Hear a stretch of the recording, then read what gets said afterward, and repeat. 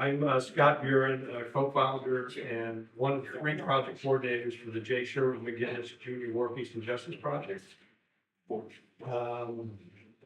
Many of you are familiar with the project. If you're not, just a very brief background. And before I end here, I'm going to invite our co-sponsors tonight, Carlisle Bridge Builders, to come up and talk. I'm a proud member of your organization. As a matter of fact, come on up now. While they're coming up to talk briefly about the Carlisle Bridge Builders, who are co-sponsoring our event tonight, I'd like to inform everyone that author, historian Jeffrey Finegan, the author of Colonel Washington and Me, and 3 other books for the George Washington series, can be purchased outside in the foyer at the end of tonight's event. And we also have a giveaway tonight too. Some lucky person, if you're sitting in the right seat, will win the 4-book collection. So Wow. more to follow. So again, Carlisle Bridge Builders, I'm not going to steal their thunder. I'm a proud member of their organization. I love what they do here in Carlisle, and I love working with them. And they are truly building bridges. Without any further ado, please. Good evening, everybody. My name is Carrie Wenzel, and this is Betsy. We are members of Carlisle Bridge Builders. Just a little background on myself. I've been going to the Bridge Builder meetings since about 2021. So that was in the throes of the pandemic. I'm a community health worker. I was kind of referred to kind of connect with them to see what we could help out with the community and to see where the disparities were in our neighborhoods throughout Carlisle. And so now I've changed roles in my job, but I am continuing with Carlisle Bridge Builders. The basis of our group is looking at diverse areas of Carlisle. Whether you work here, live here, whether you were born and raised here or moved here later in life, if you've raised a family here, you've gone to school here, and if you've seen any changes over the years in the areas of town and the way race plays into equity, whether it's health, food, housing, where you go to church, where you worship, and things like that. We create a safe place for anyone to come to our meetings. We have discussions about what's going on in town. We have the police chief who comes, and we have 2 pastors who moderate. And we talk about current topics of what's going on in town and how it affects our daily lives. We do events and things like that. We try to be part of community events that are going on in town and how we can build bridges between all the different sides of town. So you've got north, east, south, west, and then you've got the different pockets kind of sprinkled in between. And there's also the differences where people go to church. It's a safe place where we can come and discuss what's happening on one side of town versus another. We talk about crime, we talk about race inequality, we talk about diversity, and all those types of things that are occurring on a daily basis, and whether we've seen change over the past year, 2 years, 3 years, 5 years, 20 years, and whether or not we've seen a difference in a change from like the 80s or 90s compared to the 2010s, the 2020s, and if there are systemic things that have not changed, if things have stayed the same, or if things have changed over time. So it's a safe place. We talk about things that are happening and whether change still needs to happen.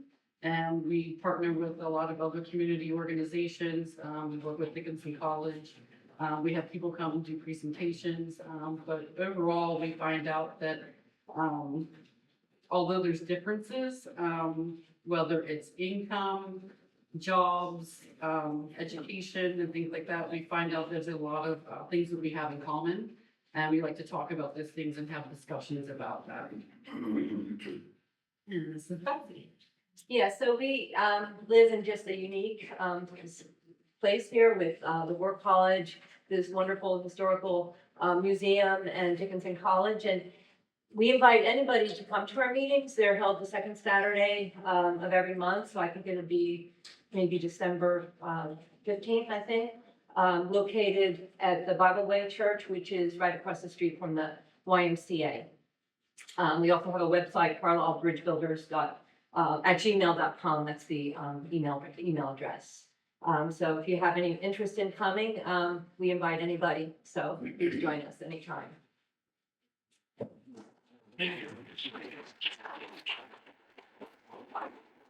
We've engaged these two lovely ladies at the end of the session tonight. We're happy to fill you in more about the bridge builders. I'm remiss, I forgot to mention, any book sales, profits will go back, part of it will go back to the Historical Society to support events like these, the exhibits that the Historical Society sponsors and hosts, etc. So let me be quick, because you didn't come here to listen to me.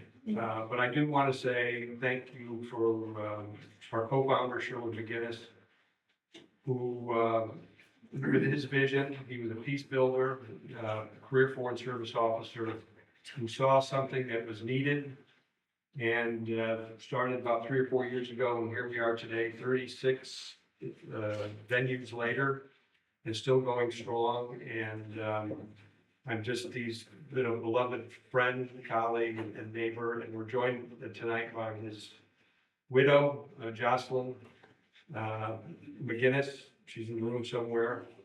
We just celebrated, commemorated his 3rd anniversary of his passing on Monday. And I would be remiss if I didn't mention this also.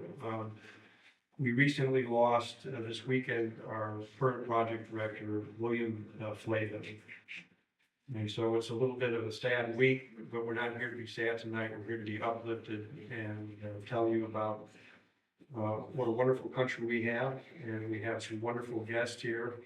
Author historian Jeffrey Finegan, author of I Knew George Washington series. We'll be moderating tonight. We have 2 nation builders from Colonial Williamsburg.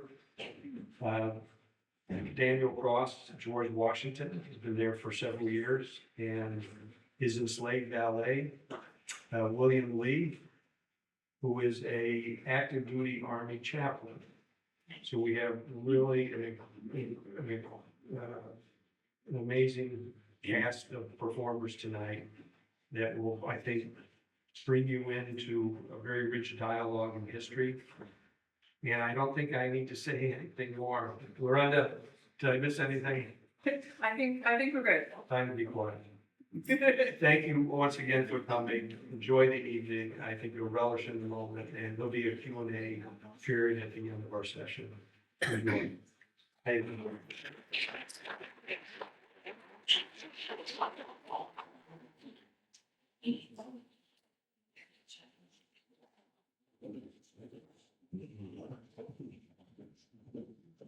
Well, thank you, William, for making sure the horses got put away where they should have been. Of course, I appreciate it. We've seen that bit of business. I understand that the fellow who was speaking this evening will be arriving very shortly. And we're going to have that conversation. You're present. He wishes to discuss our relationship and the conflict, which I doubt over. Well, the big problem for small things. Lord, General. And feel free to put it in the chat for of course, we can create a little bit on. I'm very glad, William, to be back home again. It was sad to be back again. It is good. It was very good to be back. And generally, if, with your permission, of course, once we have finished with the gentleman who's coming here, I'd like to see my brother. It's been many years since I've seen him, sir. No, of course. Of course, no, it's been since waiting. Did you see him anyone when you were at home? Briefly, sir, but Sort of you. just a few hours. No, that's quite all right. After the conversation is finished and we have finished, you're welcome to go and have the evening to yourself with if you have anything like. Thank you, General. Good. I appreciate that. Good. It feels strange It does. It doesn't. Truly, it does. to be back after all of these years and all these things that we've seen. I frankly don't know what to do with myself. General, I'm sure that you'll find something to do whenever you are. I was thinking about going around the farms tomorrow. Would you care to join? Oh, of course, sir. But I was looking on Doug Run. Lund was telling me that there's been some problems down there with drainage, and that is, of course, now occupying my mind completely and totally. General, please take some time, if you can. And I know I can't. It's going to start immediately. You know how I am. well, so this Mrs. Washington lives over there as well. So we'll either take bite east, sir. Okay, fine. Would you like a few days to yourself besides this evening? Oh, yes, sir, if that was amenable. How much time is acceptable for you? Oh, well, sir, if it was not too much trouble, then perhaps 4 or 5 days. What's the Tuesday? I'm gonna go to Alexandria tomorrow. I'm gonna meet you for that. Thursday, Friday, Saturday. I'd take you Monday. Thank you, gentlemen. I have no intention of going anywhere. And anyone who comes to the house can deal with me as it is. Quiet and grumpy. Well, I don't think so, sir. Establish Oh, thank you, gentlemen. I think many have already had their fill of you, especially since the war. Congress definitely has, that's for certain. It's the look on their faces. Oh, did you try to wash their faces? Yes. All right, you must tell me, like, what exactly was the look on their faces when I started to go to Indianapolis? Sir, they survived. They had an inkling that perhaps you will be some kind of despot Really? coming over to take over Congress because well, sir, you must understand, what was the war full of? Rules want to take away our reliance upon the tyranny of Great Britain. They should know better than to think that I would march in and take over these. Sir, you should have saw their faces, sir. All right. It's such a mixture of consternation, fears. Some were joyful that you came by, but even still, sir, I guarantee I had never seen such surprised faces in my entire life. And they were relieved after I resigned my commission? Oh, yes, sir, indeed they were. They were quite relieved, so much so, sir, that many of them thought they would perhaps even try to make you king. No, that would not be acceptable. I am tired of public business. I'm quite happy to be at home. Thank you very much. Oh, you could make a good king, I think, for you. Oh, King William. We've had a few of them before, Adam. They all have been well, sir. Last people I might know conquered England. Sir, do I really want to deal with him again? So we've just gotten home. It's true. Probably not. Well, I will say, sir, it does actually remind me. I have seen faces like that before. Do you not remember? It was at the Battle of Monmouth, I believe, if I'm not mistaken. I had taken some of the other valets up to scope out a high rocks on the battlefield. That's right. That's right. And you all dressed in your livery. Of course. For you. I remember it now. Indeed. And of course, I had the spyglass, which you've always entrusted to me, to scope all, of course, the land, and I had not realized I was so close to the British guns. They realized it very quickly. Very quickly, gentlemen, indeed they did. So much so that quite a quick shot, if I'm not mistaken, I believe it was a 6-pounder. Quite a quick shot. Went right through the trees, of course. I was more very steady. But all the other men, of course, they were quite feared for their lives. Indeed they were. Indeed they were. I remember watching it from the hill we were on, and I remember looking out across, seeing you with your spyglass, and then nudging, I think it was Knox, was the whip maker. I nudged him, which was like trying to move a boulder, shift, whatever. And I looked straight across at you all, and I said, that's going to be fired upon within moments. And sure enough, that whistle came across. You know how it's kind of stuck the air? Oh, yes. It's not the string whistle, it's the like throbbing noise as it comes overhead. And then watching everyone else scattered in the distance, and you standing there, perfectly statuesque, as if not a care in the world was upon your shoulders. And then, very stately, and I think, frankly, did quite credit to my name, slowly turned and walked yourself off. Although you may have been moving a bit faster than normal. A tad, sir. A tad. Slightly. A tad. Oh, sorry, I learned from the best. I'm assuming you're referring to Mr. Green. Of course, gentlemen, of course. We should all prepare for him, Mr. Green. Oh, of course. So, in these days that you're going to have to yourself, what do you intend to do? Oh, gentlemen, if I may, I want to see my brother. I had to see his children. If I'm mistaken, sir, he has just had a new young one. Oh, really? Indeed, he did. A little girl, if I'm not mistaken. So once again, I have another uncle. Indeed. I started forward with them. So had issues on it. Very good. I brought some drink when I had a boot check, so I was sitting on my hands for it. So I do hope and pray that you take time for yourself, sir. Well, all right, I'll take a day. Tomorrow, I know I have to look on the various properties. Frank wrote to me, well, through London, was trying to find the complexity of personal apparently brought in the interior. So I'll take a look into that. Just Frank, you want to spend time with? You said he has a young one? Is that- Oh, yes, sir. What? Since you've asked, sir. Please, no, speak for you. Mayhaps we may further discuss upon my wife? What would you like to discuss? Well, sir, it has been a few years, and I would like to see if my wife could possibly join me at my permanently, You wish to have her come and join you here? if I may, sir. She's a free woman, she can do what she wants. I thank you, sir. Oh, you wish to have me bring her here? Oh my God. I thought I realized that the troubles with me.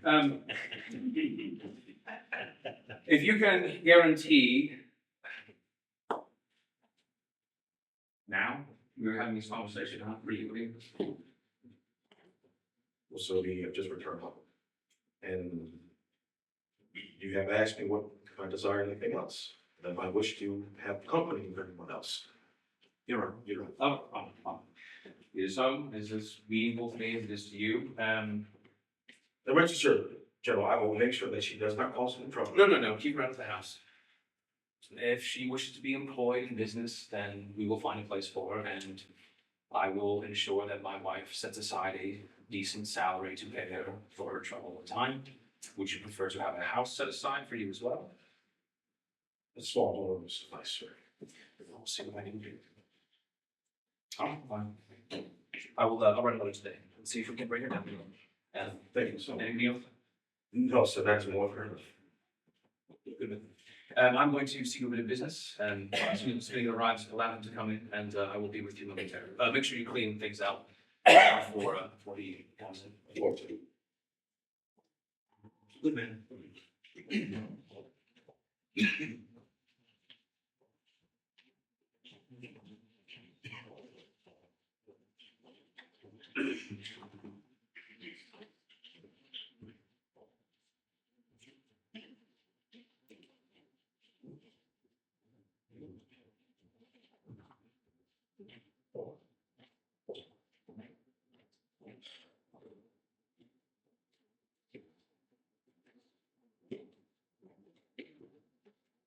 Seems to be home.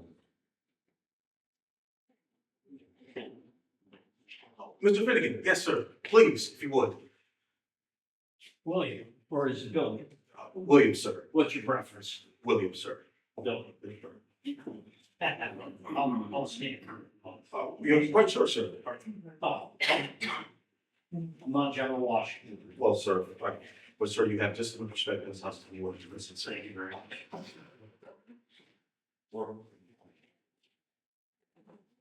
Scott, were you on? How's that? Yeah.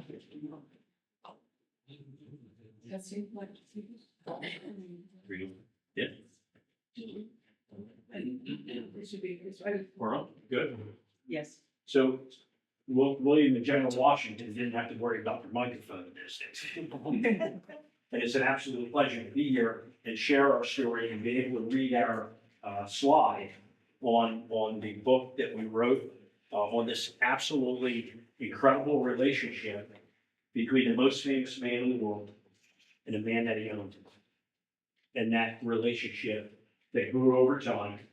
And as the two gentlemen were speaking just previously about the return home to Mount Vernon after 8 years together during the Revolutionary War, when they traveled to the city of Philadelphia in the spring of 1775. Neither man knew that General Washington, then Colonel Washington, would be selected to be the commander-in-chief of the Continental Army. And the two men, General and his enslaved valet, Billy Lee, would be on the road for an 8-year period. Virtually every waking moment together for an 8-year period. About the only time they were separated physically was the description of the Battle of Monmouth, when William went off on his own with General Washington in the distance and enjoying watching Billy and some other enslaved servants as they acted out on the battlefield at Monmouth. It wasn't until that artillery projectile flew over their heads that they scattered, causing General Washington to laugh with the rest of his staff. But the two men would travel for all 8 years of the war together. They would return home, General Washington promising Mrs. Washington that he would be home for Christmas dinner. after 8 years on the road and only 2 short visits at Mount Vernon. So they were away from home for 6 years total. 2 short visits, one on the way to Yorktown, one on the way back from Yorktown, where they were able to stop at their home. It's home for both men. And then back on the road for another 2 years before they would return Christmas Eve back to Mount Vernon. You can only imagine the reception as the 2 men came home. General Washington to be greeted by Mrs. Washington and members of the family, and Billy, who would be greeted, and is referred to just a moment again in this conversation with General Washington. His brother Frank is also working at Mount Vernon as a butler. So Billy is reunited with his brother when they come home permanently to live in peace for the rest of their days at Mount Vernon. So there's a dialogue that we just heard the 2 men speaking about. You noted that General Washington mentions that he is home for good, never to leave again. But we know that's not going to be the case. He would serve another 8 years as president, leaving Mount Vernon once again, right? So Billy, conversation, Yes, sir. all right? Sit, please. Well, sir, I'll wait till general remarks. Oh, sir, that is a general seat. Oh, so yes. So Billy, you come to General Washington in 1768 with your brother Frank. Indeed I do, sir. Traveling from the Lee family is where you derive your last name, correct? That is correct. You took that name on your own. Does the slave law tell us that slaves do not have last names? Not necessarily, sir. We generally will take the surname from our owners generally. At times, if the owner wishes to give us some amount of liberty in our enslavement, we're able to choose. So my brother and I decided to keep the name of Lee, and I must say, sir, when I was a child, I had always been called Billy, but when I became older, I decided to take a more mature name of William, and I'm quite thankful that even the general allows me to call myself. And any feelings of trepidation when you were purchased by General Washington? I'm sorry, Colonel Washington at that point. You may ask your question. General, This is thing. pleasure.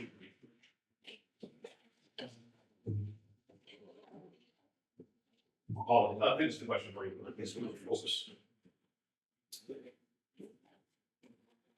Well, so you can understand anytime one moves to a new location, there's some fear, some nervousness, some consternation. But I was somewhat relieved that at least my brother came with me. I was much relieved that, if I'm not mistaken, Lee paid £50 for me, correct? £50 for Frank and £61.50 for you. Combined, that is more than the annual rent at Mount Vernon, isn't it? Yes. Well over the annual rent at Mount Vernon when I was still renting the apartment. So I was quite thankful that at least I had something coming. My wife and I had taken a practice of ensuring, by that point in time in our marriage together, to try to keep families together on property. And we discovered that for twofold reasons, that there was a benefit, a great benefit that came with being able to ensure that those families that were intact would oftentimes be more comfortable with each other, and oftentimes also morale would be better. I mean, the work product was more productive. And so we very early on, by 65, 66, entered into a practice of ensuring that those families would stay together if at all possible on properties. And William and Frank, no exception. They were young when they come to us. Both, well, whether they were under the age of 13 or not is not entirely certain. I do not know William's birthday or anything. But I do know that they were not at least looking to be over the age of 16 until 71, and they became private. So very young boys at the time, that have grown, as you can see, into quite capable young men. General, Billy and his brother go and do very, very important roles in the mansion house.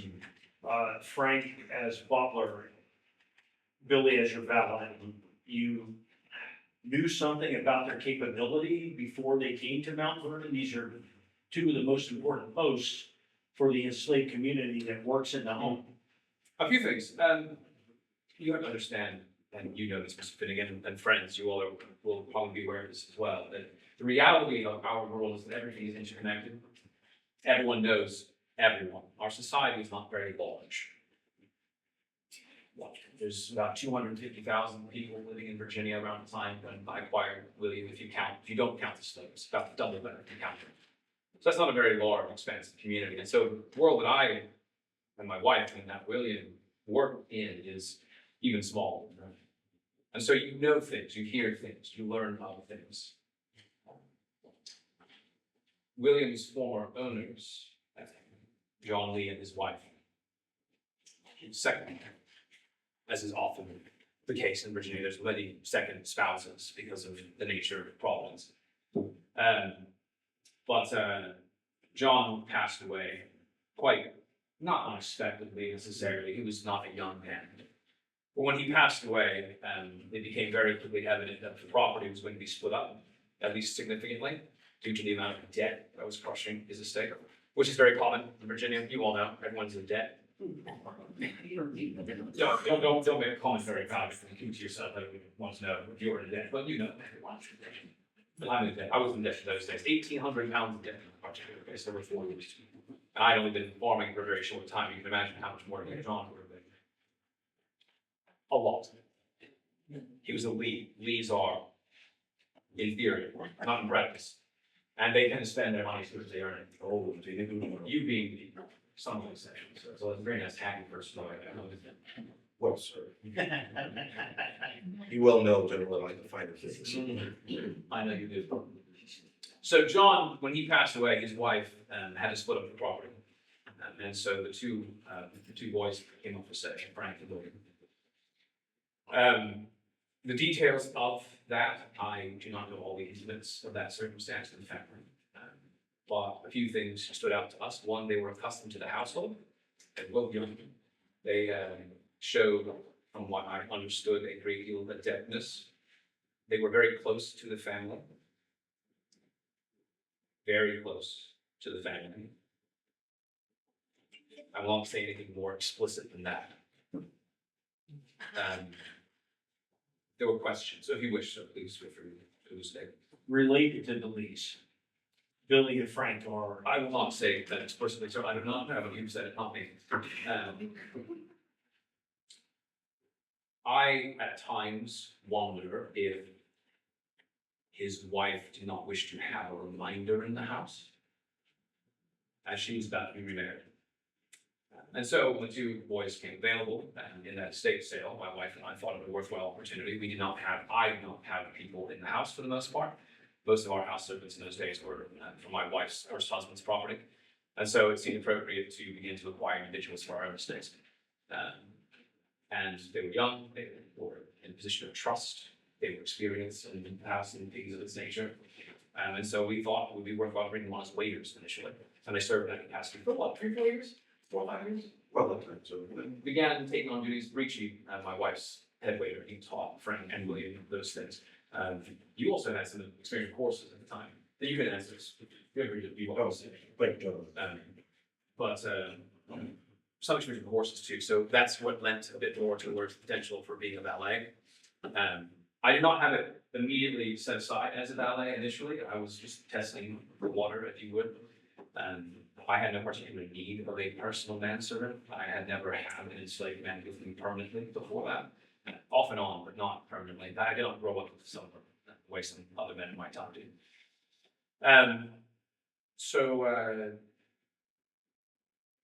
I saw a great deal of potential, and then in those first 2 years, I would say, William and Frank demonstrated their abilities quite effectively. And trustworthiness, I think, being the most important. By the way, this is for you, Richard.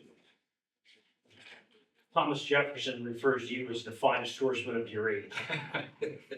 That's kind of And Mr. he Jefferson. was stingy with compliments. Mr. But of Jefferson. course, he was referring to himself. Well, yes, Jefferson is stingy with compliments, and he's very stingy with compliments in my direction as well. That's another conversation. He's not here, so who cares? And Billy becomes your huntsman. Runs the hunt. And in order to run the fox hunt, you need to stay out with General Washington. At this point, prior to the war, Colonel Washington. So then wouldn't that make you the second finest horseman of your age? Steve, thank you, gentlemen. No, sir, that gives me much too credit. However, I am quite reminded of Mrs. Washington. The reason why she valued my horsemanship so much is to make sure to keep up with the gentleman. He tends to, according to Mrs. Washington, of course, he tends to dash much too much. So I must keep up with him to make sure, of course, his well-being is safe as his body servant. I am to make sure his body is secured. But I've often loved horses, sir. I've often loved horses. I've often loved to hunt. So much so that some may even think I'm reckless. But there's just something about dashing at full speed and the thrill of the hunt, going to even unknown parts, in the thicket, trying to reach your quarry. And I'm quite thankful that even the general allows me to even go with him on rides in the morning across the different farms.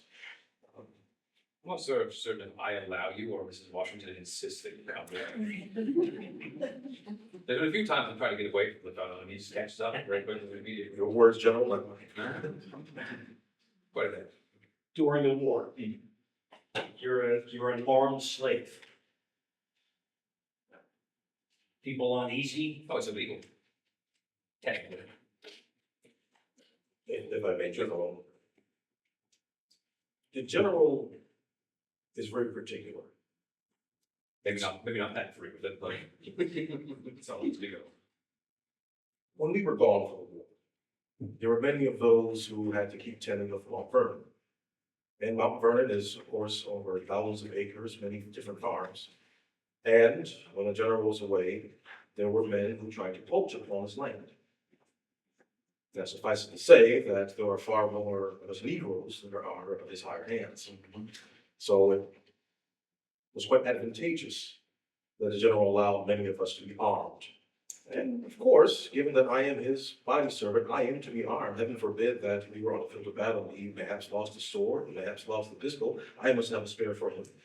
And of course, if anyone wishes to endanger his life, well, I must rise to the occasion. So yes, while it is illegal, technically, I don't think anyone would argue with General Washington when he has his own, if you will, private army at Mount Vernon. I couldn't say it better myself. And it's one of those things, there's always a difference between law in force and laws enforced. Laws may be on the books. There are laws against enslaved men owning guns. There are laws against Catholics serving in the militia. There are laws against paying your people. Well, that what I do, I mean slaves, paying your slaves. And for work that is done, there are laws against you can pick something, and I can give you an example. But there's a very significant difference in our society oftentimes between the law that is intended as one thing and then how it's practiced. And frankly, because of my position in society and who I am and who I have become, especially now, and there are certain laws that I do as I see fit. Who's going to come and stop me in my property doing what I see fit? And if the argument is made, well, sir, you should not have your enslaved men and women owning guns. I say they don't own guns, they're mine. I own both them and the guns. Therefore, what's the problem? Mr. Finegan, I must say it does give a strong indication of trust that the general has of myself and the other Negroes on Mount Vernon. It is our home, and as our home, we should protect it. But heaven forbid if some men were trying to poach upon the land, they wish to even steal one of us and sell us into some other part of the country. Heaven forbid the sugar owls. And so we have the ability to defend ourselves. Because heaven forbid if the general's farms were to go into insurmountable debt, well, property must be sold to pay off the debt. And generally, the first things that are sold off is those of us who are Negroes. At the end of the day, land is only as valuable for the workforce that works upon it. And so oftentimes when a man dies in debt, which in the case of your former your former owner, the reality then becomes that that individual must then divest, and people are the most easy thing to turn cash into value as quickly as possible. It is an unfortunate circumstance, and one of the reasons, frankly, why I and my family have worked very hard to ensure that we are not engaging in these typical methods of agriculture, tobacco. We eventually shifted, to wheat and corn to prevent some of this great debt burden that had been placed upon us by the mother country. And by doing so, then, we've been able to find a certain balance and has removed the excessive amount of debt in my case. So thankfully, William and his family and his extended people on the property are not in the same, at least in theory, hopeful fear that would often be in resistance. And it's a strange obligation. You know, as a man in society, the privilege is expected that I carry myself in a certain way. My family, and therefore, of course, all those who are employed by me go free and enslaved. And the tension that exists in my world is that at the same time I am Lord and Master, I also owe a debt of obligation to those individuals to care for, to clean, to feed, to provide for, to clothe. And frankly, it may sound strange, but in my own mind, I owe that obligation to all people, regardless of their social status. Now, it may look different for different groups of people, obviously, but that obligation is there. And so the best thing I can do to ease the mind of my people is to ensure that I am doing what is necessary to ensure that they are secure. And then, in return, the expectation is that then they will provide that loyalty and service back. At one point in your life, you made a conscious effort not to separate families. Yes. Late 60s. And then it grew over time. The tobacco shift played a large part in it. This is before you came to us. I was looking at the reality of our economic system and seeing that this debt system was building, and it was tied. Slavery and tobacco are tied together. Debt and tobacco are tied together. All of our struggles in the mother country, at the end of the day, come down to financial questions. Many men may claim that they're about ideals of liberty and independence, and they are. But one of those liberties and independence that was taken away was the ability to engage in trade on high seas, etc. So when I started shifting from tobacco to wheat, you have to understand, I'm a very practical man. Friends, I am not a philosopher. I am not educated. I am unintelligent in comparison to most people. Frankly, in some ways, I think I'm less intelligent than William when it comes to certain things. He picks things up much quicker. Languages, for example. You can speak more French than I can speak English, which is not surprising, actually. I can speak English. But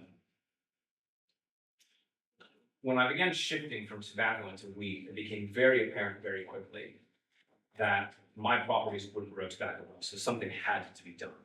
So I began shifting. And as I began shifting from one crop to the other, I realized a significant problem, which is that my people were trained, many of them, to tobacco work. But that if we could train them into wheat cultivation, they would very quickly be able to do 4 times the amount of work with 4 times less labor. With tobacco, everything's about handwork. You're breaking the ground with hoes. You're hilling tobacco. You're taking care of it all day long. There's always work to be done. Plucking tobacco worms off, topping with plants, stripping away the leaves, pulling out the weeds, etc., etc., etc. Dawn to dusk, back-breaking labor, gang labor. With wheat, you can plow the field with a horse and a plow, and do in the course of a day what would take 4 men a week to do.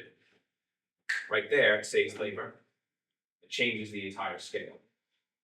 So as I shifted these products from one to the other, over time I began to look at this institution and the labor force that was enveloped by these new applications of agriculture, mostly coming from England, that I was adapted, were based upon a principle that I, frankly, began to struggle with at the time, financially. Is there's no way to incentivize labor if there's not constantly work to be done. Idle hands, in a sense. Tobacco is a back-breaking thing. Dawn to dusk. You don't have time to stop and think. With wheat, you have plenty of time. So it had a benefit. It was saving money. The debt was slowly going away. But at the same time, now I had a massive labor force I did not need any longer. But the complexity of the slave law in those days, which has just changed this last year, is that in Virginia, under the English crown, you could not free a slave. It was completely illegal, with the exception of meritorious service, by which I mean a lifetime of service to a man, perhaps saving his life, perhaps informing on an insurrection, frankly, was on a medicinal discovery.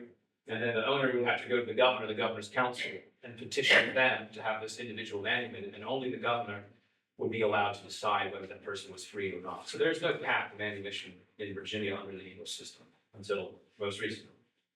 So I couldn't free my people, even if I wished to. And in those days, I had no concept of substance. I grew up in a world since the 1730s that it was the moral dictates from the Church of England, our guiding authority, that the enslavement of Africans was necessary for the salvation of their souls. That's what I was taught, and our moral obligation was this, in my understanding. It was not until not for quite some time, I shifted my thinking on this. When I shifted, I realized I couldn't sell them people, so I couldn't free them. So I had a choice: either I keep them or I sell them.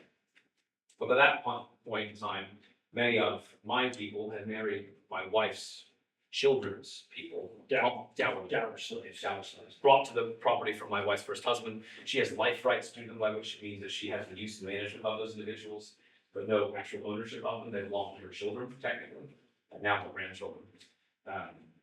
And so they are our responsibility, but we do not own them outright. So they have mixed in together. So I only have the ability to deal with one half of those groups of people because they had married amongst each other.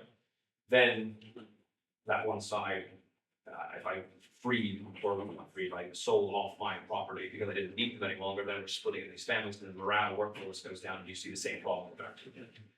So my question of families started economically. And then over time, as I grew in understanding and had my own family to concern myself with, my thinking began to shift. And it's around the same time that William and Frank, it must be still right. Generally, you speak about the farm hands. And I'd like to direct that to Billy. Billy, you wear the family uniform, the Washington family colors. The enslaved servants, male servants working in the house wear that uniform. Expensive cloth, buttons, shoes, buckles. You purchase buckles in Williamsburg at the jeweler for Billy. When you would travel to Alexandria to pick up the general's mail, you would ride through those fields and you would see the field hands that live a completely different life than you do. You're both enslaved. You likely sleep in a room that's got a brick floor. They sleep in a cabin that has a dirt floor. You're wearing fine clothing. Generally, you issue clothing once a year or twice a year. Once it needs to be twice. You have, you've written that you'd like your people to go into the woods with their blankets to collect leaves. With the blankets they sleep with, to collect leaves, to bring those leaves so their horses and your horses and cows have something to sleep on. Billy, what is your feeling when you leave the estate and in doing so you've ridden through the farms and you see enslaved servants owned by the Washingtons or Mrs. Washington, enslaved as you are, but you live a completely different life? Any remorse? Well, Mr. Finegan, I don't understand how I could have remorse for something that I didn't choose to live as. It was not my choice to be enslaved. It was not my choice to be a valet. It was not my choice to be a lumper. I cannot feel any remorse for something I didn't choose to do. Now, I do feel sadness. I do feel pity that those of my people must do such labor. But as the general has said, the laws have changed as of recent. And perhaps a change will come. Perhaps the change will come where we see an end to the institution of slavery. Perhaps a change will come so much so that those same Negroes in the field can do the work that I do and be paid to do such things. And as the general has said, it is against the law to pay your Negroes, but he does pay us at times, especially if there are times in which we must work when it's generally our time to have off. If I recall, at one point, General, I believe during the fishing season, there were many of us had to work at that time, and I believe he gave each of us 13 shillings, if I'm not mistaken. Of course, many of those in his running area did not believe that was correct to do. But as General has said, it is his home. He may do with which he wishes with his property. We made money back in fish. And then some. And that's It was quite a profitable year. At the conclusion of the revolution, there were slaves that fought the revolution and received their freedom. So, did you anticipate anything to that effect? And were you disappointed that it didn't happen?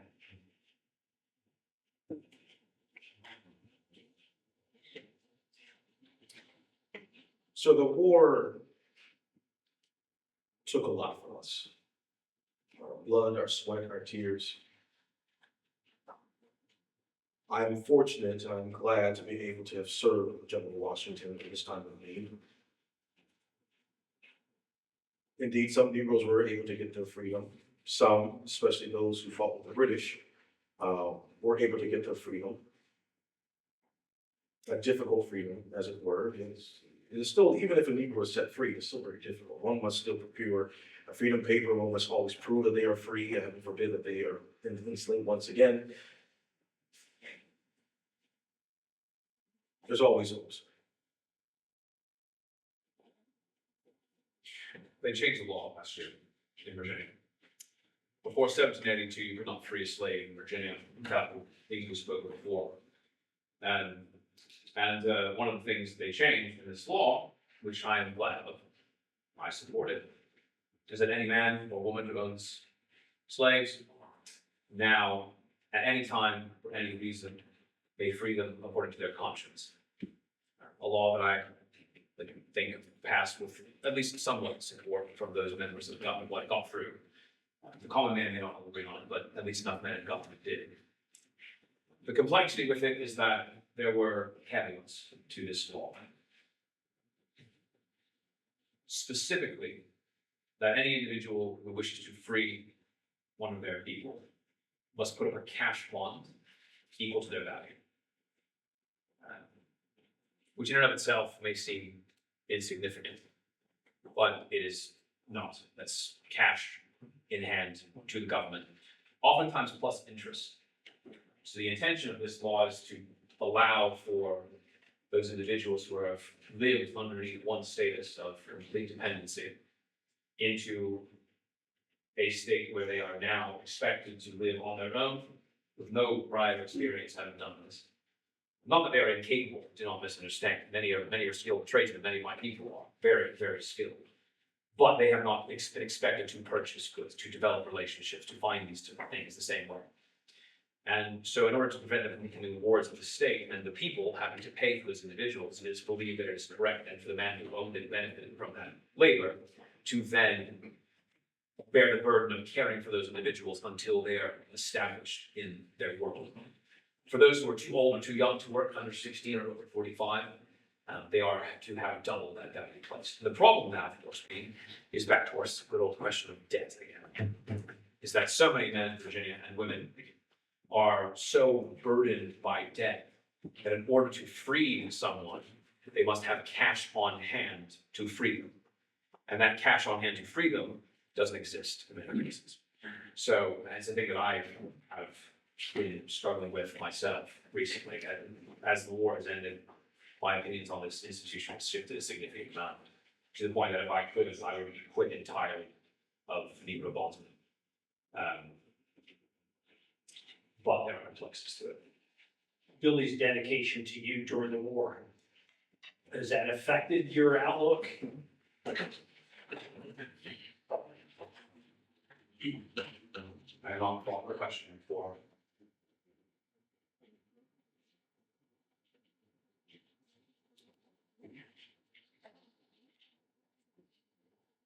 I think it would be impossible for two men to live alongside each other day in and day out, to share the same table, to share the same experiences, to share the same fears, to share the same attacks upon person and body, both physical and mental, and not be impacted by an individual. It is notable to me that before this war began, I was beginning to have a concern for this question. I remember writing to a friend of mine, Brian Fairfax, that our situation with the mother country reminded me and made me think that Britain intended to reduce us in North America to a state of slavery. This is rhetoric often spoken by many of our leading men with Jefferson, Henry, and others. This idea that these liberties of ours were being removed from us and that the only option that there is other than freedom in the empire is slavery. There are only two categories, free and not free. But I realized, looking back on this letter, I went a step further, which many of my colleagues did not. And then even in those early days of this conflict, I said that we were being reduced to a state of slavery as arbitrary as the one we hold over our blacks. Which, looking back on it, at the time I didn't think much of it, but I realize now that my experience with the mother country and their dismissal of us as worthless or less than, simply under the fact that we were born on different soil because of experience, then led me to recognize that this discrepancy in what they were attempting to do to us is the very same thing that England and us did to those of African descent who were brought over here. They were reduced not because of any lack of value on their own status. I don't care what the science says. I'm a practical man. Don't tell me philosophy, show me philosophy. And the reality is that even though I own these individuals, they are people. Not everyone in Virginia thinks this way, mind you. I am speaking as myself at this moment. I cannot speak for my colleagues. But the same status exists. It is arbitrary what England has done to us, therefore it is arbitrary what we have done. It is not because they are worthless, it's because they are simply different. And that's the excuse to enslave and put them in this place of bondage. And so that barbarous institution became back in my mind. This institution is trade, the truck in human flesh in 1774. From my childhood of complete acceptance of this institution and benefit from it and still benefit from it. Not as much as I used to. Has now shifted to a complete abhorrence of the institution. And now I go so far after these 8 years of conflict. Not just away from I wish the trade would end one day to wishing I was completely rid of the entire system. I don't know how to do it, but yeah. I will have to do a great deal of thinking myself there. But it's nothing I speak on publicly very often. So I would appreciate this conversation staying in this room. And if it doesn't, then they will believe me and not you.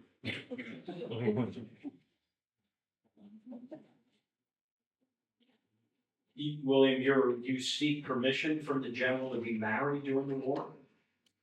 Yes, sir. Margaret worked in your kitchen, General, during the war? For what it was worth, yes. In the Philadelphia area? Yes. She did. William, I'm sensing. The general just, if I may be polite with it, the general has some annoyance with my wife. She is a fine cook, she is a fine laundress. Talk too much. You and I may agree upon that, general. It's your wife, not mine. And she often reminds me of that general, and does. But she played her role in the wars by supporting many of the continentals in the army. I remember when I first saw her, she was filthy. She had been doing laundry all day. She had just finished cooking as well. But she had just such a smile. Just such a smile that could brighten up the darkest night. And of course, we had grown quite fond of each other, and I asked the general for permission to be married. We consider ourselves one. And you all must understand that marriage between Negro slaves is illegal. It is not recognized by any state or any country. only through the permission of the owners. If one owner doesn't need another owner, if they wish to be amenable to each other, then the owners decide that it is not recognized by the state or the government. But I am quite thankful that General, as much as to his chagrin, allowed me to be with my wife, and perhaps one day she will join us at Mount Vernon. Why don't I enter that? I thank you, sir. And Billy, she's a free woman, Indeed she is. a free black woman. Indeed she is. Was she, did she hesitate to marry an enslaved man? I don't think she hesitated to marry me because I was enslaved. I think she hesitated because, well, as I said before, many know how I ride horses. And I do not believe that she felt very comfortable in dashing with the general all over Kingdom Come, for she feared for my life. But at the very least, although I was enslaved, at the very least, she knew where I would be. She knew the family in which I come. There would never be any doubt that I would have any issues with the general, given my service to him. So there wasn't too much issue as far as me being enslaved. I think the main issue, of course, is her trying to come from the government. There's one benefit to her being free is that her children, yours will be free. And the condition of the mother dictates the condition of her child. So if we do have children, our children will be set free. And of course, I told her that she must take the last name Lee because we do reserve a good stock. So Would she have had reluctance to travel from Philadelphia to Virginia for fear that she may be enslaved? oh, of course, sir. That is why I've asked the general for permission that perhaps he knows. I believe, General, if I'm not mistaken, you reached out to Colonel Biddle, I did. if I'm not mistaken, one of General Washington's staff. He knows, of course, my wife. He's quite well known in Philadelphia. And of course, must understand, Philadelphia is, if not the largest place we find many free Negroes in that city.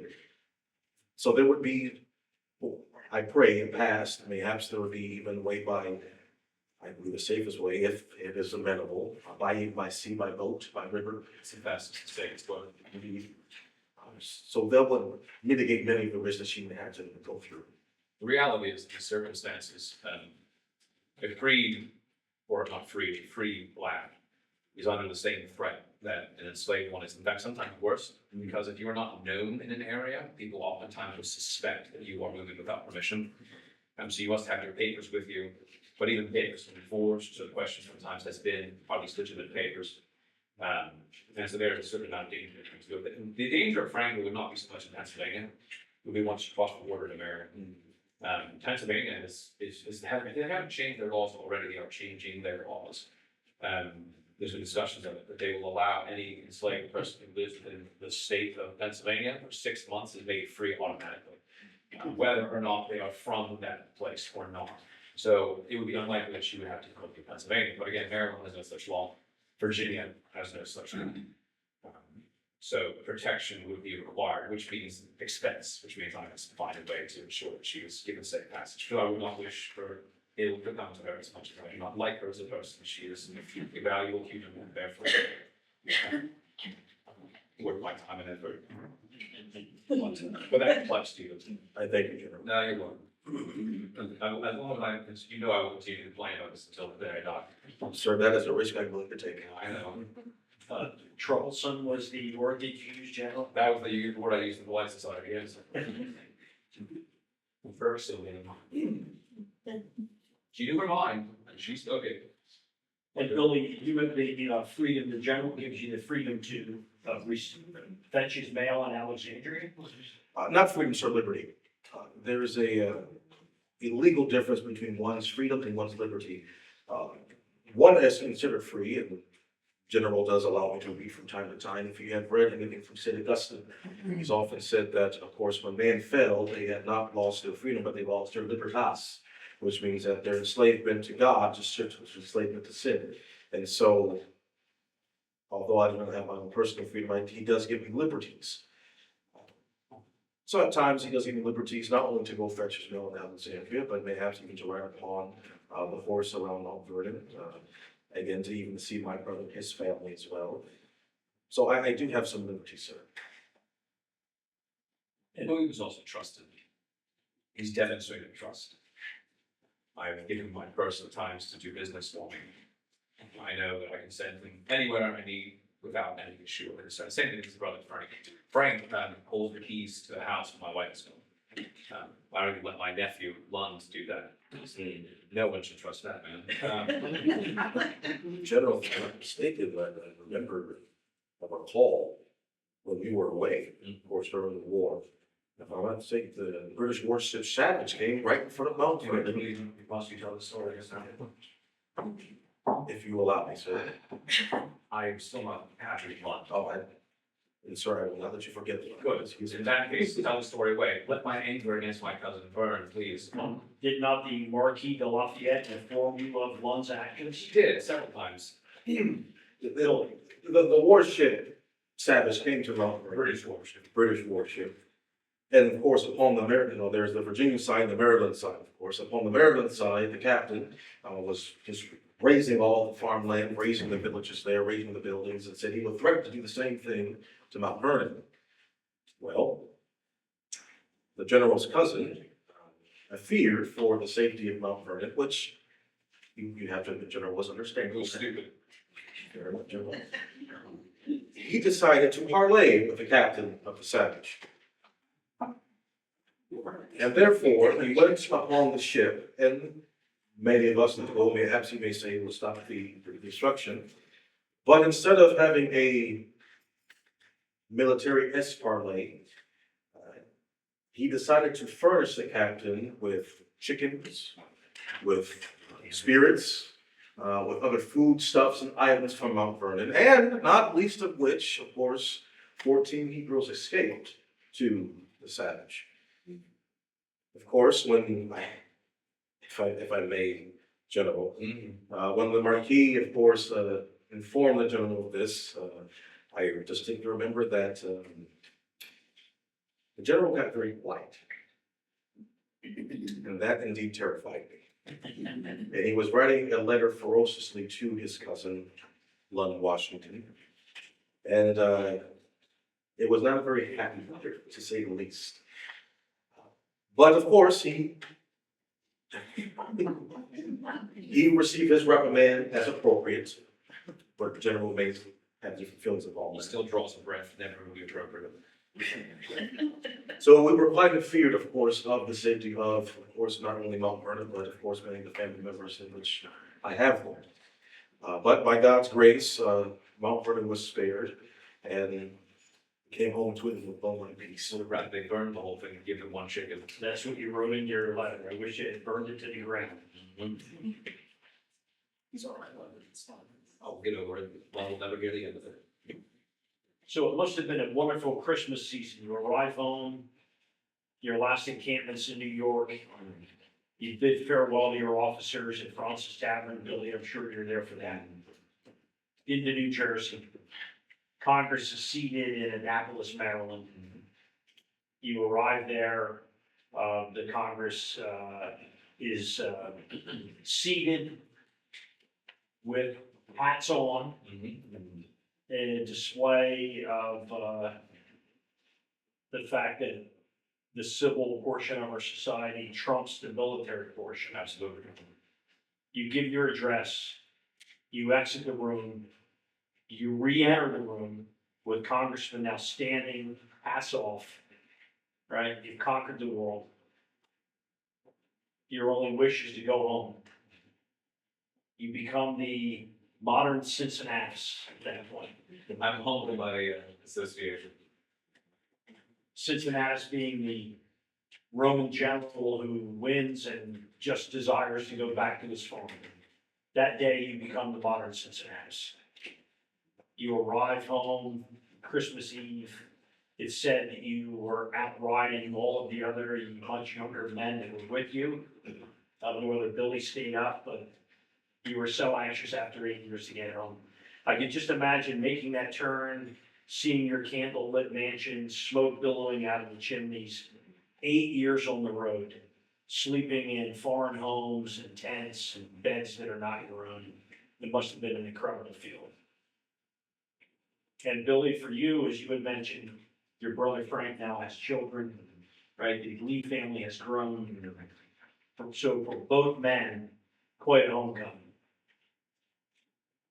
Mount Vernon is the only place in the world I've ever felt truly at peace. Yes, in many great too. And I will echo the general.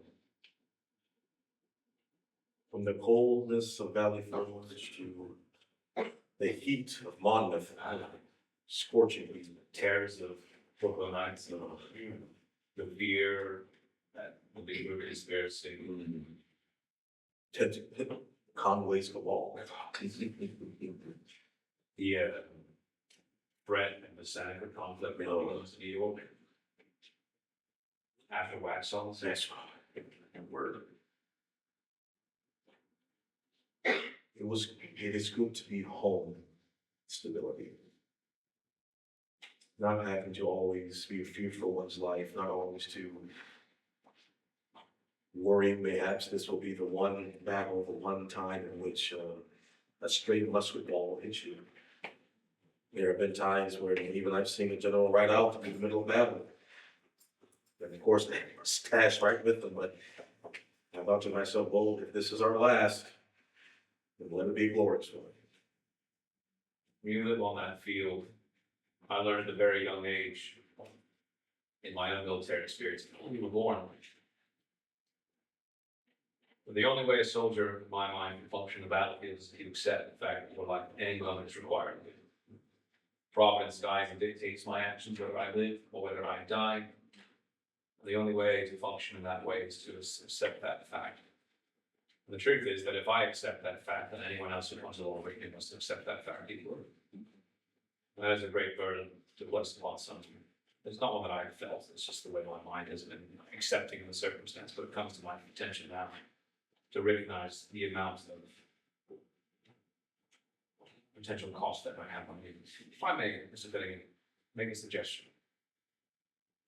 As we've been discussing things and William has been willing to join us for this conversation, I've come to my mind that perhaps there may be some questions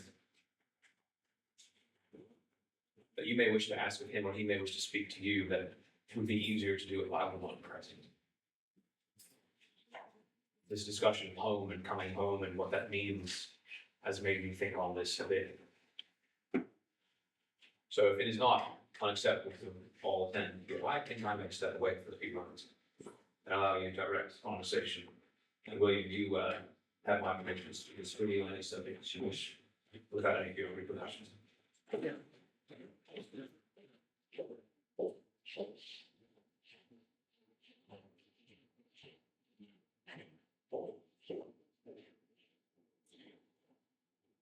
If I may relax, with your permission. Thank you.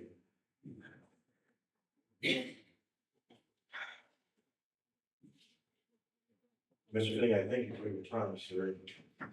Oh, yes, by all means, General has graciously given me leave, so I wish to answer any questions you may have of me, sir.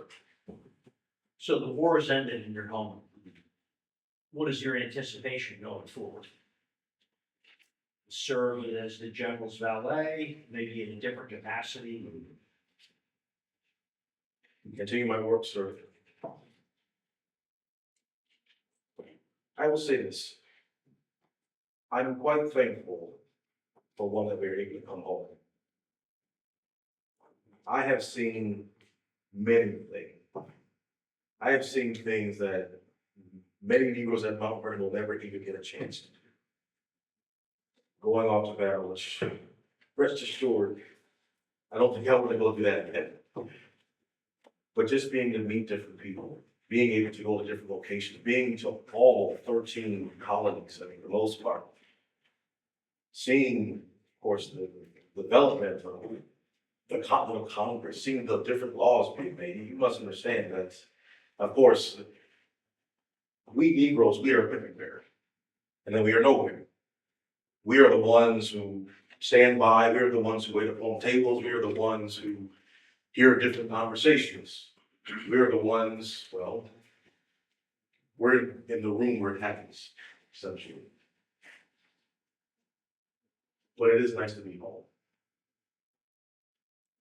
All that being said, I think I'll just continue my work. I'll be a wonderful uncle to my nephews and now my new niece. And Lord willing, perhaps my wife will come down here and perhaps we will live the rest of our lives in peace. Now, rest assured, I do hope for my freedom. I do. I do hope that one day that now the law has changed in Virginia, that I'll have my freedom. But I don't think I would leave Mount Vernon. I don't think I would.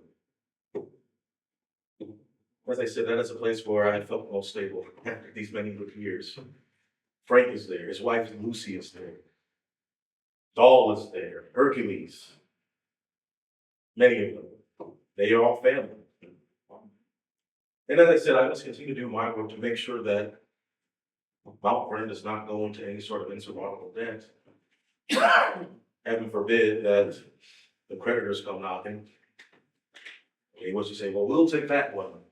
We'll take her. We'll take him. We'll take the child. So in serving Mount Vernon and serving the general, I serve my family. Go back just a bit. You made mention that you're in the room, but you're not in the room. And it struck me that during the war, because the general could trust you, all other civilians left the room. Mm-hmm. Military council, the night before any enormous battle, strategy. The only non-military person in the room was who? Myself. It was you. The conversations that you must have been in on. I feel as though the general has often said that he lacks of education, but indeed he has magnificent strides in military maneuvers. And I feel as though just being in the room with all those, I could have to be a general myself. But it's incredible seeing his staff, incredible. I will assure you, friends, that the general, as he ran the Continental Army, he runs the Mount Vernon the same way. It is the same exact, with his fire managers, with his overseers, with the superintendent. It is almost like his own private army, truly. And I saw how much that interchanged upon itself. Of course, there's a few characters you can never forget the Marquis. Oh, Monsieur General, you know, with his boisterous French accent and his love for the general. Of course, Nathaniel Greene, one of his favorite generals, who had a wonderful campaign, difficult campaign, mind you, very difficult. Of course, General Knox, of course, in his boldness. And it's incredible seeing how the general's mind just shifts and how I was able to take all these different pieces together. And not only different pieces, different people together. If any of you have been in any sort of management or any sort of military capacity, you know you have to work with different people from all different walks of life. The fact that General Washington could actually bring these men together and hear their different perspectives and then make a plan of attack is truly remarkable. Truly. During his 16 years as a Burgess in Virginia, you would travel with him to the colonial capital of Williamsburg, where when the Burgesses would arrive there, they would bring their servants with them. So the population of the town would grow incredibly exponentially. But most were enslaved. Did you, when the general had dinner with the governor, or he was in a section of the lower house, did you have private time to spend with other slaves that maybe you knew from the Lee family, or relatives, or a slave wedding, or you were deprived of speaking your native language in most cases? Also, the only things I used to finish. Yes, sir. Again, I was given liberties when the House of Burgesses were in session. It was giving time for me to have some leisure time. Some would go to different shops, and at times even at that time, Colonel Washington will give me perhaps a couple of shillings, and I may go out and purchase things. I will mix all of them. I do like the finer things. I truly do. So much so that even a general purchase for me for leather breeches, any coin that I would have for myself, I tend to get finer shirts, finer cravats, of course. And it was just incredible being able to go to such a boisterous and blusterous city such as Williamsburg.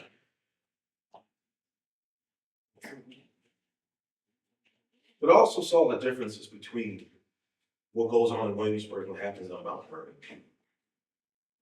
I met some of the tavern slaves. I met some of the slaves who worked the surrounding fields outside of Williamsburg, similar to Mount Vernon, but there was more of a, how may I put it, industrious feel. At Mount Vernon, we have Sundays off, for the most part. Sundays off, holy days, Easter, things of that nature. Not in Williamsburg. In Williamsburg, many of the slaves would still have to work, especially the tavern slaves, would have to work during the busiest times of Sunday, especially when the Burgesses met in session. There will be a flurry of busyness. There was a difference between seeing how the slaves operated within Williamsburg and us on the plantation. I've often wondered if they were, because they were so close in proximity to, of course, the government, that if the laws changed, they would be the first ones to be set free, and they have to trickle down to those of us in Mount Vernon. But some have been set free, but it remains to be seen.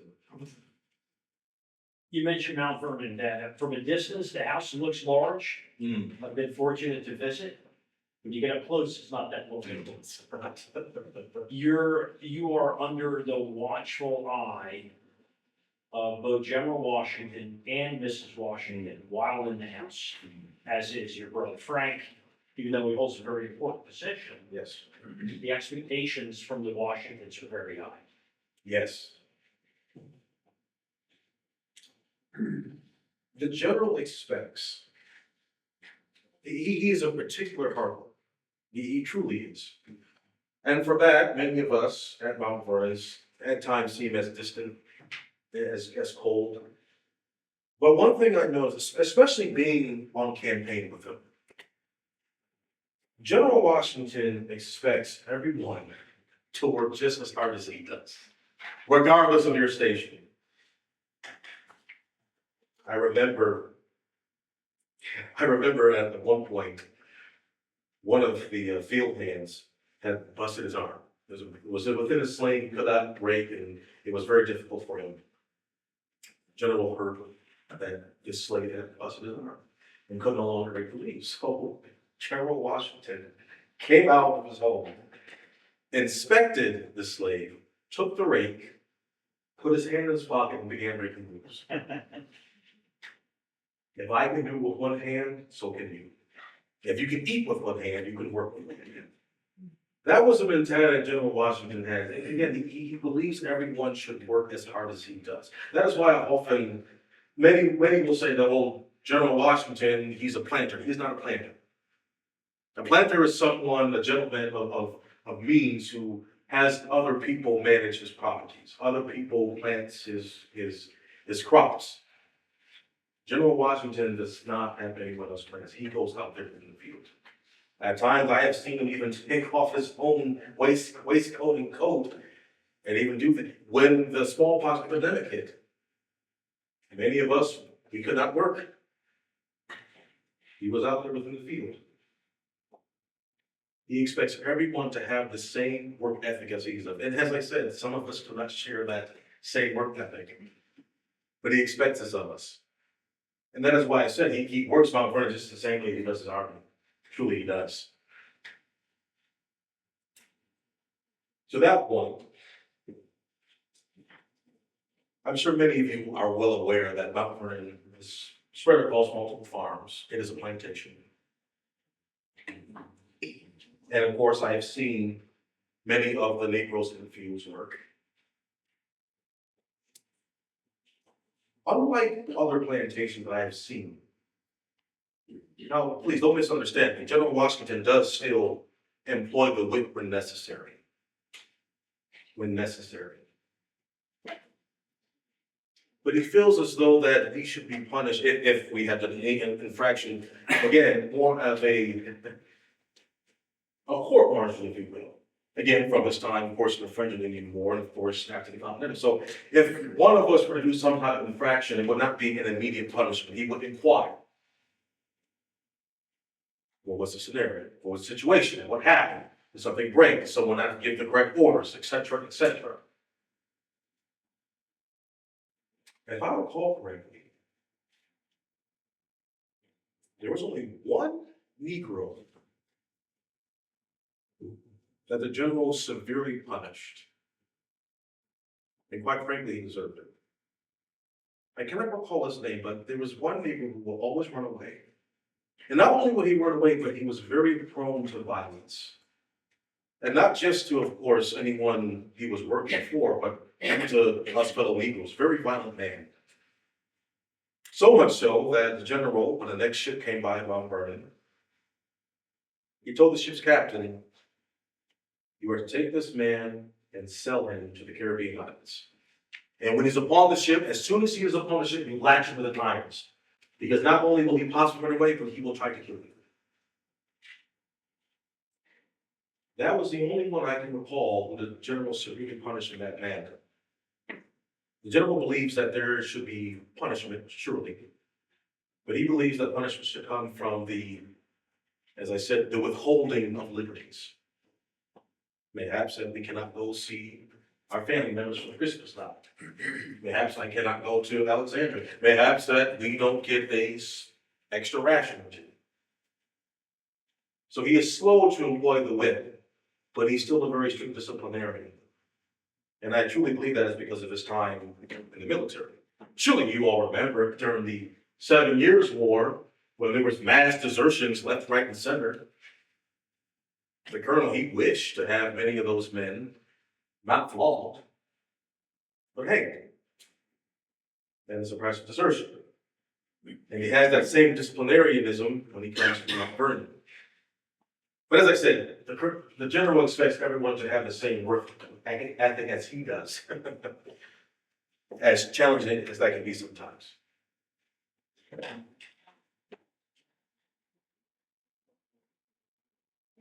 What do you see in the future for General Washington? It's 1783, the war's over. He's sworn that he'll never leave the plantation again. I hope he doesn't. But he did swear in the French and Indian War. He He did. never wear the uniform. He did, that he did. I pray he does not. As exhilarating as it was going with General all over different colonies during the war. And I believe Mrs. Washington would agree with me, because I remember, in the summer of 75, right before we went to the Continental Congress. And at that time, of course, we didn't know he was going to be commissioned as commander-in-chief of the Continental. We didn't know. But I distinctly remember, right when he was leaving out the door, Mrs. Washington turned and looked at me and said, "Take care of it." I said, "Yes, Mom, I shall. I hope I do a good job to take care of him." But I'm glad to be home. And I hope we no longer have to get back into the action as a group. I hope that we can live the rest of our lives in peace, away from the public sphere, away from the military sphere, that we may just focus on house and earth. I would like to be able to grow old with Margaret. Maybe have children of our own, maybe see my nephews and nieces grow up.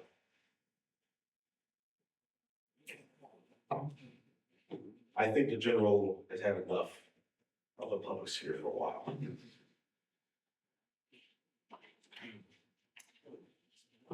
Mr. Finegan, I thank you so much for your time, sir. I much appreciate that. And I think it's important to understand as I transition from William Lee to my true persona, that when we talk about William Lee, when we talk about Washington, when we talk about the 18th century, we talk about slavery, we talk about the American Revolution, I'm so thankful for this opportunity to be able to tell a somewhat unknown story. Now, William Lee should be more well known. He truly should be. Because this is the one, aside from Martha Washington, this is the one person who truly knew Washington for who he really was. He saw the good, he saw the bad, he saw the ugly. And within that, you have the complexity of him being a slave and Washington being the owner. And I think we really need to realize when we study this type of history, we look at this type of relationship, that first of all, and my fellow reenactor, Daniel Cross, who was, come on. I think it's important for us to let you all know that when it comes to the 18th century specifically, this is not 19th century. This is not what we see in glory, Civil War. This is a different complexion because unlike the 19th century, as abysmal as slavery was in the 18th century, it is more complex. In the Civil War in the 19th century, and I hope you all understand when I say this. In the 19th century, slavery is a repression. It actually gets worse. Slavery's bad regardless, but it gets worse in the 19th century. And so when Daniel and I, when we do these types of programs, we want to show people that it is not as simple as one person owning another person. There are so many complexities as far as legal matters, religious matters, ethnic matters, historical matters, even at their time. Because when you look at, especially the history between Europe and Africa, even before the 18th century, it's still very complex, very complex. And so that's why I love doing this period, because you see in this period of time, you see this kind of teetering, if you will. On the one hand, you say, okay, we can probably get rid of it. But on the other hand, it says, well, how can we get rid of it? We want to, we can. We want to, we can. So having stories like William Lee, especially with someone as famous as Washington, is very important for our history as a nation, our history as a people, as Americans, and as our history as human beings. I think I've talked too much, because I'm a Baptist, so I talk too much.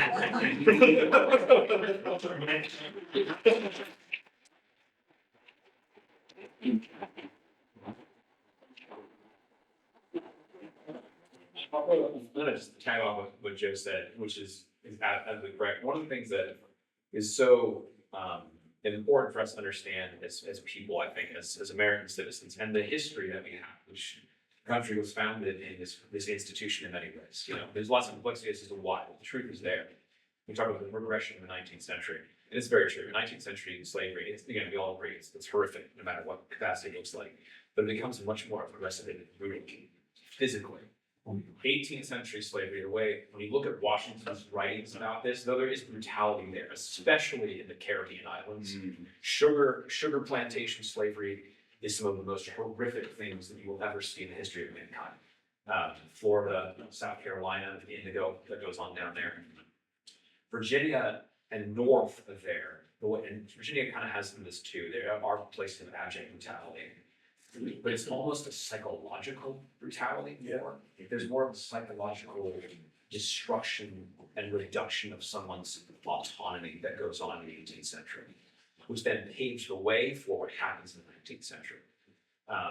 And so when you look at the laws in Virginia as slavery becomes more and more, accepted is the wrong word, necessary through specific choice of the ruling class in Virginia. It becomes very reactionary, and over time it develops into, we are going to do everything we can to subjugate people and remove from them any sense of self. which is where I lead the psychology of it. The brutality part in some ways has to follow that. Because if you start beating someone, normally that person has more inclination to stand up and themselves.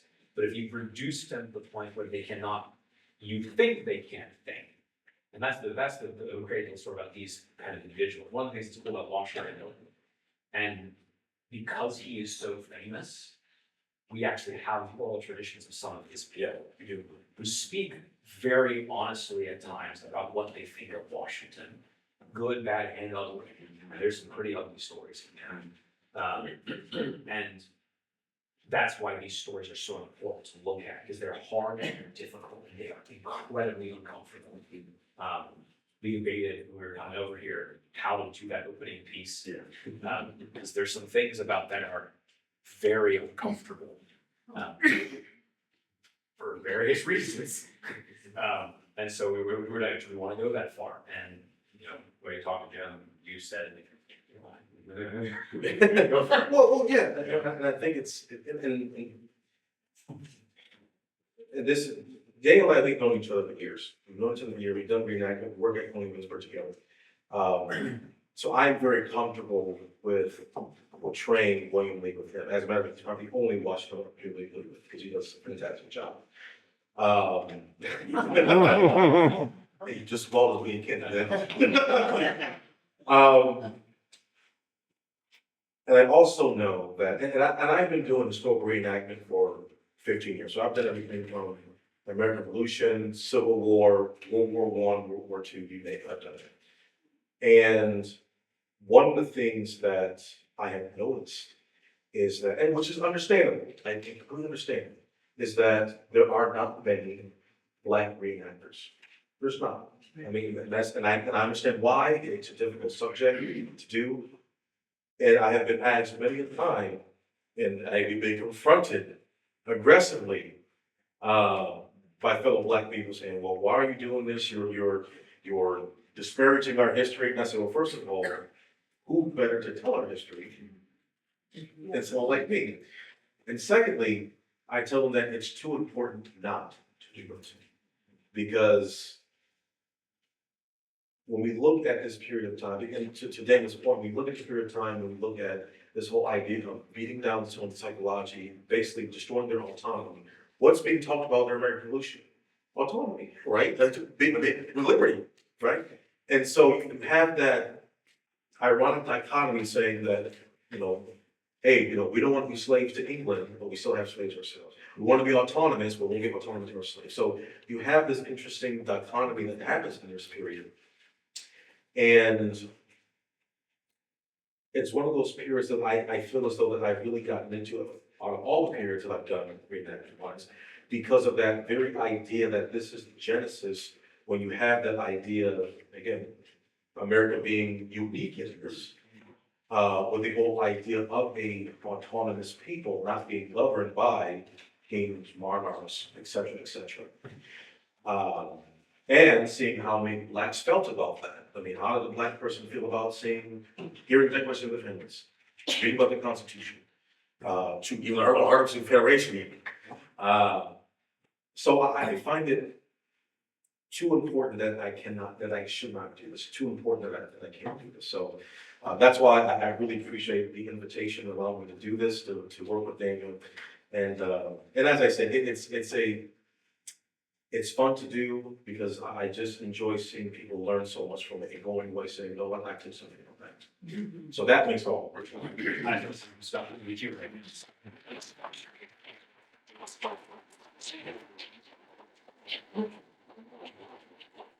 We're gonna do some questions and answers, but I do want to bring a little context to George Washington and why Billy Lee, right? Washington is 124 slaves at the time of his death. 124 slaves. So we all need, I'll make this relatively quick. On the 9th of July, 1799, and in perfect health, George Washington was the final touches on a 28-page will. First paragraph of the will is just about every man in Virginia in the 18th century gets the legal portion out of the way. anything the government says that my wife can own or have in her possession is hers.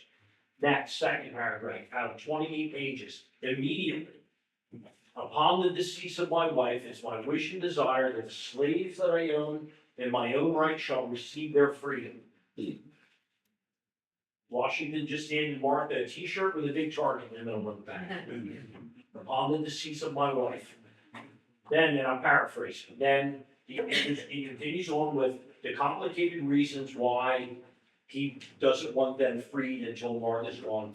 Daniel had touched on it earlier, our slaves and his slaves intermarrying, he didn't want to split families up. Unfortunately, they ended up being split up. 25 family farm. Martha and the grandchildren didn't quite look at the world the same way Washington did, but maybe they didn't have the resources. That's a whole other chapter. When he's done with that, he writes, with the exception of my mulatto servant William, in parentheses, calling himself William Lee. I don't call him William Lee, he calls himself William Lee. Due to his attachment to me and his service to me during the Revolutionary War, he is to be granted immediate freedom. So he's the only slave mentioned by name in Washington's will, and he's the only slave to be freed immediately. George Washington, on the 12th of December, is in perfect health. 2 days later, he's gone, December 14th. His will is probated in Alexandria on the 10th of January of the year 1800. Washington doesn't make it into the next millennium, but his will does. It's at roughly the 10th that Billy finds out he's a free man, and he never leaves Mount Vernon. He lives there the rest of his life. We've got year passing at about 10 years later, about 8 to 10, right? And the oral tradition is at Mount Vernon that Billy is buried, even though he's a free man, he's likely buried in the slave burial ground in Mount Vernon, which, if true, where Washington's entombed the second time, they're actually very physically close to each other on the property. So Billy meant enough to Washington for Washington to write his name in that will and to grant him immediate freedom. So again, just to bring a little context as to why we bring you Billy and General Washington tonight. Questions? We have a question. Why do you call him Billy and why do you call him here? Always call him. Well, I actually make the contention in the book that he was Billy when he arrived, and he's William in the will, right? So the maturation process. Not only is Billy as a young boy, Billy becomes William, but are we looking into also Washington's maturation on his views on slavery? Washington calls him my boy Billy up until about 1774. By the end of the war, it's my man Will, and in the will, it's as he calls himself William. Every once in a while, Mount Vernon displays that page of the will, the first page. So you can actually look at that page and see in Washington's handwriting, Billy's name written into that will. It's absolutely incredible. We've got a microphone too. Yeah, we have a mic, so we can catch the question on our Yeah. our video. Where they're recording it, as they get it. I have a question. So you mentioned with the will and how basically you put a particle on Martha's back. Okay, so I'm told that Martha spent much of the rest of her life on the third floor at the Mount Vernon. Yeah. Do you think that's why she lived up there instead of, because she lived in here? There's always been, it's not written anywhere, but there's always been the thought that that was for security reasons. Thank you. Yeah. Now, you gotta remember too, if you visit Mount Vernon today, when you go upstairs and you walk down the hall and pass in where their bed suite is, where Washington died, that door that you pass through, that door was not there in the 18th century. The staircase, but there's also a staircase up to the garret. Yeah, when Washington in his will states that upon Martha's decrease, my people will be free, he specifically says why. It's because he doesn't want his wife to have to watch the families being ripped apart. And so there is tension there. She, within 2 weeks, starts the process of trying to free them ahead of time. So she ends up freeing them all by 1800, before her death. Yeah, 2 years. Well, Just one. no, yeah, well, because you can't, so just the complexity. Right. The Custis property, she can't even free them either. Right, they're not children. They're her grandkids, and so there's no ability. The Washington tries to purchase all the Custis people about 5 years earlier. He inquires to see how much it would cost, and basically financially, he can't do it. So he tries to purchase them so that he can then free them, we think, and he's not able to. Now, we talked about Billy and his brother Frank. Frank is married to Lucy, the cook, who's a dower slave. They get split up. Yeah, it's pretty sad. 25 families. And even though the Mount Vernon is essentially, as it relates to the Washington family, slavery free, as Joe referred to it, the 19th century, slavery comes back to Mount Vernon. So the slaves are gone, and then they come back in the Within 19th. 2 generations. So Bushrod was gone, but then immediately afterwards. John Augustine, Yeah, John Dustin, who's killed during the Civil War. as an officer for the Confederacy. Yeah, he's a Confederate and dies during the war. Gentleman's got a question. Yeah, to give a little idea, how old were you when you came back from the war? So Washington, how old was Washington when he came back from Washington? 83. He had just turned. Hang on, my math skills. 46, He's 40. Yeah, he just. Wait, hang on, no, 50. 32 to 83. 32 to 83. Approximately Yeah, so he's 51. 51. Just turned 51. 51. And William? William, we think he's around in his mid-30s by this time. We don't know for sure. We don't know for sure because by 71, he's as a titleable, around that time. Yeah, 71 was his title. Titleable. So title meaning you have to be at least age 16 to be titled. So that's, now, again, we're not sure how old he really was, but we think if that was the case, then by the time the war ends, he's probably in his 30s, give or take. Basically, just a piggy- Juan Thorst, is he woke 16 or is he? Is he actually 16? Because here's the thing, you don't want to, if you can help it, if you can help it. You want to pay taxes. You don't want to pay tax on your sleep because it's expensive. So to piggyback on that, we, as historians, we kind of speak our own language. The law in Virginia, and check me if I'm inaccurate. No, no. The law in Virginia says that you will pay taxes on your possessions. People are possessions. But you don't pay on a slave until that person is 16 years or older. Because they're working. Right, so 15 and younger, you don't have to put them on your quote unquote tithable list. You don't pay taxes on them until they hit 16. Now, I think I make the contention in the book that in 68, Billy goes right on the tithable list. I could be wrong. You guys are saying 70 or I think 70. he shows us as 71. Okay. There's another Billy that's owned at the same time, so the question So is it's which what one? you want. Okay. Okay, one other quick question, if I can call you general. Please. You mentioned something about second spouses were common in Virginia. Yeah.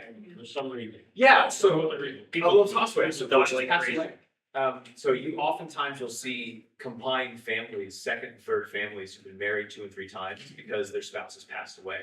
So you're looking at Washington's family, he's from a mixed family. His dad was married, his wife died, he remarried again. You'll sometimes see a family that has stepchildren living with 2 step parents that have no connection to either child because of how quickly deaths occur. And that's true also in the slave community. As well. That's why we have one doll who's at Mount Vernon. She is there forever. She is, by the time she dies, she's in her late 80s. And she has expanded family, I think 30 relatives who are related to her specifically. So they're just coming together. So that's what it is. It's just the death rate is so high that people will. I just want to speak to that. One of the reasons that there were so many families like that is because there was a high death rate among pregnant women in the colonial days. And the women would die, and then in order for the children to be taken care of, the husbands would have to find another wife. Thomas Jefferson's wife died after a certain number of children, and she was young, and that's one of the reasons he went to the White House without First Lady. Yeah, one of the sad things that oftentimes will happen is too, when you look at infant mortality, if you live to be about 15 years old, you have a pretty good shot of living into adulthood.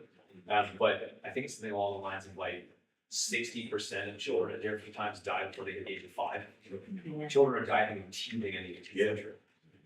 So it's a pretty rough time across the board. So on the question of somewhat delicate nature, Please but you answer. all seem very well informed, and it has to do with our contemporary attitude.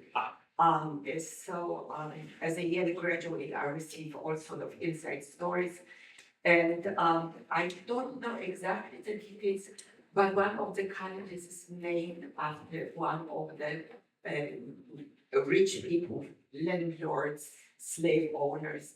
And there has been a discussion of changing the name of the college because it's considered inappropriate that the college would be named after slave owner. And I cannot quote now which one it is. But what is your feeling about it? What's my feeling about it? Me personally, I'll say what I think Washington would have said, which is always a safe thing to do. But I'm gonna Washington, and the reason I say Washington is I don't think other founders would say the same thing. So that's why I go with Washington. Jefferson would say, "Name everything after me." I don't care. Yeah. Because that's Jefferson. Washington is very well known for in his lifetime. He knew he'd be a celebrity. What he affected, this is a paraphrasing and compilation of multiple discussions. This is my opinion, but I think it bears that. Washington would say this: history should remember me as history remembers me. He kind of talked about his lifetime. He's like, if what I have done is castigated in the future, so be it. If what I have done is praised in the future, then it's worthy of praise. So from Washington's perspective, and this is very true, he talks about this in politics too.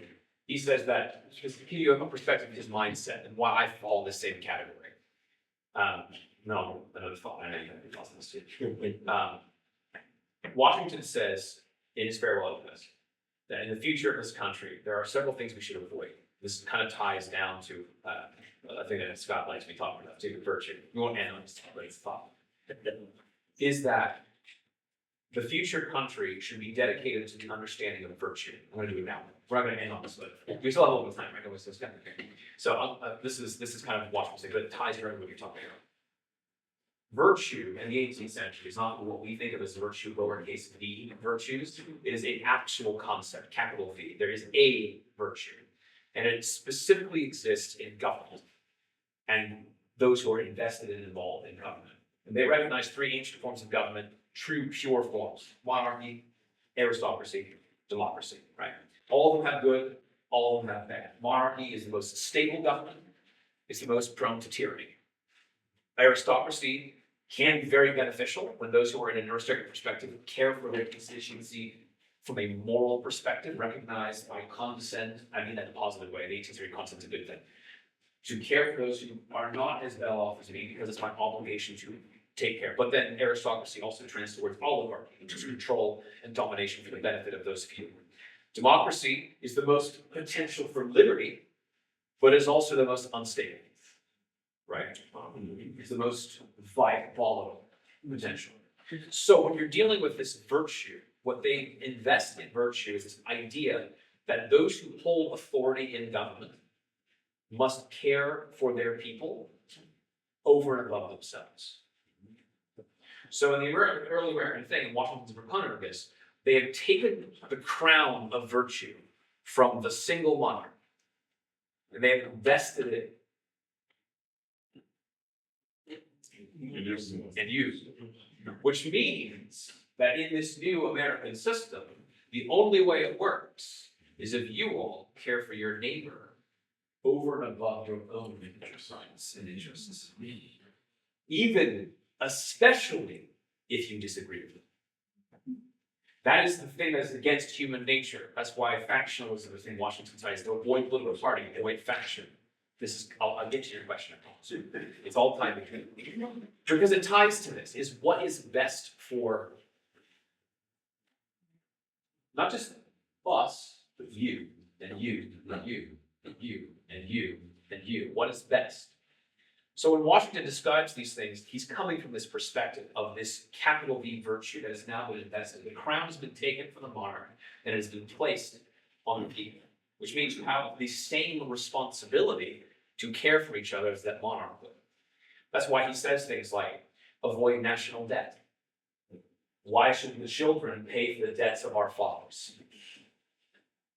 Right? The idea is, I inferred this, so I should pay it. I shouldn't pass it on to my next generation. Okay, avoid wars in Europe. Avoid picking an ally and saying that that ally is our ally because we said it's our ally and come hell or high water, that is our ally. Or vice versa. This is our enemy, therefore, that he says avoid these things because they're ill virtuous. They are not concerned with the people themselves. So when I say that Washington, if people wish to take his name off of a statue, I think Washington would say, yeah, I don't care. If they think that is better for others, then so be it. Now, I will add a thought to that. Personally, it doesn't bother me that much. With one exception. If we forget what actually happened. So, if we wish to take these things down, again, I have no problem. That's what the people desire, and so be it. That is best for others. If it harms people to see these things, you know what? I'm okay. I'm okay with it. I personally, it doesn't matter what I think. I would prefer to remember those things, because I look upon them and I remember what actually happened, because I know what actually happened. I know the history. I've been educated to the history. We work on these things. But not everyone has that same experience. So for me, personally, I think Washington would say the same, so be it. I do have to interrupt. Yes. This was the last question. I Sure. apologize. I'm at the target on my back now. But Okay, Martha, please join us again tomorrow, Yeah. 12:30 to 2:30 at the Positive Library. Yeah. I want to thank you gentlemen for bringing us.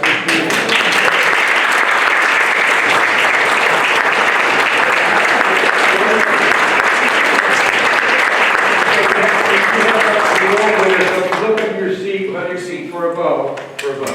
Red bow. For a red bow on your seat.